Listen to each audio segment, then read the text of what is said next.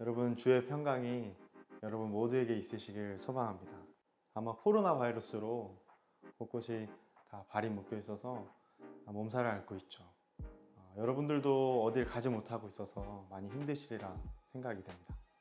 어떻게 생각하면 지금 지내는 이 시간이 끔찍한 시간이 아닐 수 없습니다. 매번 어디 나갈 때마다 마스크 끼는 것도 너무 불편하죠. 목사님도 이 안경을 끼는데 성의가 끼니까 너무 불편하죠. 이 마스크 너무 힘들어요. 마스크에서 제 입냄새도 나고 너무 힘듭니다. 너무 힘듭니다. 코로나19로 인해서 우리의 시간이 잠시 멈춘 듯 합니다. 해야 할 일들이 연장이 돼서 무기한적으로 연장이 되니까요. 물론 좋아하실 우리 친구들도 있겠습니다. 학업도 어떻게 됐죠? 학교가 휴교가 됐죠. 학교 휴교령이 내려졌습니다. 모든 것이 멈추니까 내 인생에 발전이 없는 것 같은 그런 느낌을 가지고 있는 친구들도 있겠다라는 생각이 들었습니다. 여러분, 좁게는 이 지금 보내는 이 시간, 그리고 또 넓은 개념으로는 이 시간들 전체를 가리켜 우리가 또 인생이라고 표현할 수 있겠죠. 이 각자에게 주신 이 시간과 인생을 하나님께서는 어떻게 다루고 계시는지를 오늘 함께 말씀을 통해 살펴보려 합니다. 말씀 속에서 이 멈춘 듯 보이는 이 시간의 귀한 가치를 재발견하는 그런 귀한 시간이 되기를 간절히 소망합니다. 말씀을 같이 한번 읽어보도록 하죠. 오늘 말씀은 사도행전 7장 23절, 30절, 그리고 36절 말씀입니다. 나이가 40이 되매 그 형제 이스라엘 자손을 돌볼 생각이 나더니 40년이 참에 천사가 시내산 광야 가시나무 떨기 불꽃 가운데서 그에게 보이거늘. 36절입니다. 이 사람이 백성을 인도하여 나오게 하고 애굽과 홍해와 광야에서 40년간 기사와 표적을 행하였느니라. 아멘. 네, 여러분 학교 휴교령이 내려져서 많이 놀고 있을 것 같은데 여러분 건강도 유의하겠지만 우리가 주어진 이 시간들을 어떻게 사용해야 할지 우리가 점검해보는 그런 시간이 되었으면 좋겠는데요. 그런데 101년 전 3월에도 학교 휴교령이 내려진 일이 있었어요. 여러분들이 잘 알고 계시듯이 그때에는 일제강점기 시대였습니다. 여러분 그때 학교 휴교령이 내려졌을 때 우리가 잘 아는 1919년 유관순의 이야기를 아마 잘 아시리라 생각합니다. 여러분 많은 사람들이 모르는 것이 있습니다. 바로 유관순 그분이 기독교인이라는 사실이죠. 하나님은 그가 이 지령리 교회라는 곳에서 그녀의 사상과 그녀의 신앙이 자라가게 하시고 또 불의에 항거하는 그런 항거 정신을 하나님께서 그렇게 유관순을 통해 키우게 하셨던 것 같습니다. 저도 얼마 전 아내와 함께 이 항거라는 영화를 봤습니다. 여러분 보셨습니까? 영화로 좀 각색한 부분이 없지 않아 많이 있긴 하지만 그래도 저는 마음에 큰 감동이 되었습니다. 제가 왜 마음에 감동이 되었냐면요, 바로 유관순이 가졌을 그 시간, 유관순이 보냈을 그 시간을 헤아리는 시간이 되었기 때문에 제 마음에 감동이 되었습니다. 바로 기독교인인 그 유관순이 보냈을 그 시간을 하나님께서 어떻게 사용하고 계셨나 그런 생각을 하니까 마음속 깊이 헤아려지게 되었기 때문입니다. 유관순은요 17세의 나이에 이 학교 휴교령이 내려져서 이화 학당에서 집으로 귀가하게 됩니다. 그리고 1919년 3월달에 여러 차례 불의에 항거하다가 결국 3월 10일 감옥에 들어가게 됩니다. 그리고 유관순은 끝까지 항거하다가 감옥에서 결국 생을 마감하게 됩니다. 몸이 시리도록 추운 겨울을 보내며 따스한 봄을 기다리고 또 동시에 우리나라의 광복을 가슴에 사무치도록 기다렸겠죠.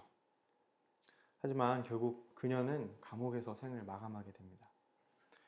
유관순이 학교가 아닌 이 감옥에서 보낸 그 시간, 유관순에게 있어서 어떤 시간이었을까? 그녀는 어떻게 그 시간을 마주하고 있었을까 생각해 보았습니다. 그리고 그녀를 바라보았을 하나님을 생각해 보게 되었습니다. 또 다른 사람을 주목해 볼까요? 바로 오늘 본문에 선언을 한 스데반입니다. 여러분, 스데반이라는 사람이 예수를 믿지 않던 유대인들에게 이 모세에 관한 이야기를 합니다. 여러분, 스데반이라는 이름을 들어보셨을 겁니다. 스데반은 대체 무엇 때문에 이 모세에 관한 이야기를 전했던 것일까요? 그는 많은 유대인들이 모여있는 앞에서 예수님의 복음을 전하고 있었습니다. 그런데 유대인들이 잘 알고 있을 이 모세의 시간과 그 인생을 유대인들에게 말하고 있는 것이죠. 그러면서 하나님의 귀한 복음을 전하고 있습니다. 사실 스데반은 그들이 잘 알고 있는 이 구약시대의 모세의 이야기를 그들만큼 잘 알고 있었습니다. 아니, 유대인들보다 훨씬 더 깊은 하나님의 이해, 하나님이 주신 그 지혜로 이런 이야기를 하는 겁니다. 그것은 바로 구약의 이스라엘 백성들을 바로의 손으로부터, 그 압제로부터 구원해낸 하나님이 택한 지도자 모세였던 것처럼, 그렇게 영적 지도자로 모세를 세웠던 것처럼 모세보다 뛰어난 하나님의 아들이신 예수 그리스도, 그 예수 그리스도를 하나님의 백성을 위해 구원자 메시아로 보냈다는 사실입니다. 이것을 어려운 말로 모형론이라고 합니다. 그렇다면 스데반에게 있어서 오늘 사도행전 본문의 시간은 어떤 시간이었을까요? 여러분, 스데반이 인생의 그 창창한 전반부 속에서 이런 이야기를 하고 있는 것일까요? 아닙니다. 주 예수의 복음을 전하는 이 시간은요, 스데반의 순교의 마지막 시간이었습니다. 사람들이 돌을 들어서 그를 치기 전 그의 인생의 마지막 순간이었죠. 저는 지금 성경 속의 신앙의 선배들이 보낸 그 시간들에 대해서 말하고 있습니다. 그렇다면 이번에는 스데반이 설명한 그 모세의 시간을 함께 살펴볼까요? 스데반은 이 모세가 40년 되는 해에 애굽을 어떻게 했죠? 네, 맞습니다. 탈출했다고 했습니다. 그리고 모세가 40년간 미디안 광야에서 이 미디안 땅에서 나그네가 되어 아들 둘을 낳고 살아가는 생활도 이야기하고 있죠. 그리고 80세가 되는 그때 하나님께서 어느 날 이스라엘 백성을 이끌 리더를 부르셔서 모세를 만나 주시죠. 그리고 모세는 그 이후 40년간을 쓰임 받았습니다. 그래서 모세의 삶은 애굽에서의 삶 40년, 또 미디안 땅에서의 삶 40년, 그리고 이스라엘 백성을 구원해야 하는 그 쓰임 받았던 시간 40년, 이렇게 세 등분으로 나뉘어집니다. 흥미로운 것은요, 사도행전에서 스데반이 이런 모세의 삶을 이야기할 때요, 하나님께서 그의 인생을 이 하나님의 구원의 큰 역사에 쓰임 받고 그 큰 구원의 계획의 일부분으로 보고 있다는 점이죠. 하나님께서 그 구원의 계획을 성취하심의 일부분으로 모세의 인생을 모형론적으로 예수님의 그 구원 사역에 빗대어 스데반은 이야기하고 있습니다. 23절과 30절을 보면요, 그냥 40살이 되었다는 이 표현이 아니라요, 40년이 채워졌다라는 표현을 사용합니다. 즉 성취되다, 네, 그리고 이루어지다라는 독특한 표현을 사용하고 있습니다. 그의 모세의 40년 인생을 이렇게 표현했다는 것은 하나님께서 그 구원의 큰 계획의 일부분으로 하나님께서는 그렇게 이루신 분이십니다 라고 스데반이 이야기하는 것이죠. 오늘 저의 설교는 사실 여기에 집중하였습니다. 여러분, 한번 생각해 보죠. 모세의 전반부 40년은 이 왕자의 인생이었습니다. 세상 사람들이 이 부러움을 자아내는 그런 인생이었습니다. 하지만 뜻하지 않은 한 사건으로 인해서 그의 인생은 살인자, 도망자의 인생이 됩니다. 애굽 땅을 스스로 나와 미디안 땅에 나와서 아무것도 없이 시보라라는 아내를 만나 오늘말로 무엇을 하죠? 처가살이를 합니다. 그리고 늦가기 나이, 자존심이며 모든 것이 꺾였을 나이 80세에 하나님께서는 모세를 지도자로 부르셨습니다. 여러분, 이게 말이 되나요? 여러분들은 이 전반부 40년 말고 이 중년부를 한번 보시길 바랍니다. 1년도 아니고요. 2년도 아닌 이 40년. 이 40년의 모세의 시간을 우리는 무엇이라 말할 수 있겠습니까? 차라리 40년을 처음에 힘들었다가 이 왕자의 인생으로 살았다라고 했으면 참 좋았을 텐데요. 차라리 종에서 이집트의 2인자가 되었던 요셉 이야기, 그런 이야기처럼 우리가 모두가 바라는 그런 해피엔딩의 시간으로 흘러갔다면 하는 생각도 드실 겁니다. 여러분들에게 있어서 오늘의 시간은 어떤 시간으로 보내고 계십니까? 다시 한번 강조하죠. 여러분들의 시간은, 여러분들의 인생은 하나님의 두 눈에 담겨져 있고요.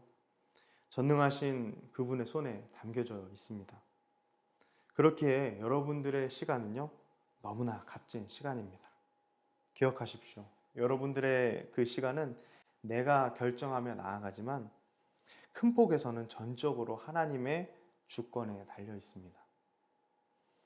그렇게 내가 어떻게 원하는 대로만 그 핸들을 잡고 경주할 수 있겠습니까? 아까 초도에 보여드렸던 F1 영상을 떠올려 보시길 바랍니다. 여러분, F1 레이싱에서요, 이 피트 스톱이라는 시간이 있습니다. 그 시간은 이 재정비의 시간이죠. 자동차가 계속하여서 달리길 원한다면 반드시 피트 스톱을 적절한 때에 해야 합니다. 그래서 차를 재정비하고 다시 달려가야 하겠죠. 그것은 내가 원하던 원하지 않던 간에 꼭 필요한 시간입니다. 여러분, 때로는 우리에게도 마찬가지로 하나님께서 나에게 가장 필요한 시간을 가장 필요한 때에 주시는 것이죠. 여러분, 모세의 40년을 여러분들이 묵상해 봤으면 좋겠습니다. 말씀을 정리하겠습니다. 각 처소에서 예배드리고 있을 사랑하는 여러분, 우리의 인생은요, 일정한 답이 정해져 있고 답이 도출되는 그런 간단한 방정식이 아닙니다. 스데반은요, 자신의 인생의 그 종착을 향해 달려가는 그 지점에서 그는 신앙의 선배인 모세의 40년을 이야기하였습니다. 모세의 40년을 세 번에 거친 그 이야기를 통해서 구원의 하나님이 이 땅에 내려오셨다. 하나님의 아들 예수 그리스도가 이 땅에 내려오셨다라는 그 이야기를 전했습니다. 너무나 값진 시간입니다. 제가 자료를 찾아보니까요, 여러분, 대한민국의 최초 코로나19 확진 환자가 나온 시점이 1월 20일이라고 하더라고요. 그때를 기준으로 벌써 우리가 지금 50여일이 훌쩍 지나가고 있습니다. 오늘 현실을 해석하는, 이 현실을 해석하는 수많은 이야기들은 있지만 오늘 우리 귀에 들리는 이 말씀에 먼저 귀를 기울이십시다. 그리고 우리가 할 수 있는 최선을 다해서 주어진 시간을 잘 선용하십시다. 내가 원하는 대로 그 시간이 흘러가지 않더라도 말이죠. 그저 할 수 있는 것이 아무것도 없다고 불평하거나 나의 인생을 쓸모없는 일에 여러분들이 허비하지 않으셨으면 좋겠습니다. 여러분, 함께 고민하시죠. 분명 우리가 할 수 있는 일들, 우리 가정에서, 개인의 시간에서 하나님 주신 그 시간, 하나님께 모든 주권이 있음을 우리가 고백하며 우리가 할 수 있는 것이 분명 있습니다. 여러분, 또 우리가 또 해야만 하는 일들도 분명히 있습니다. 그것을 함께 고민하고 발견하고 여러분들이 그 가치가 흔들리지 않고 한 주간을 살아갔으면 좋겠습니다. 기도하겠습니다.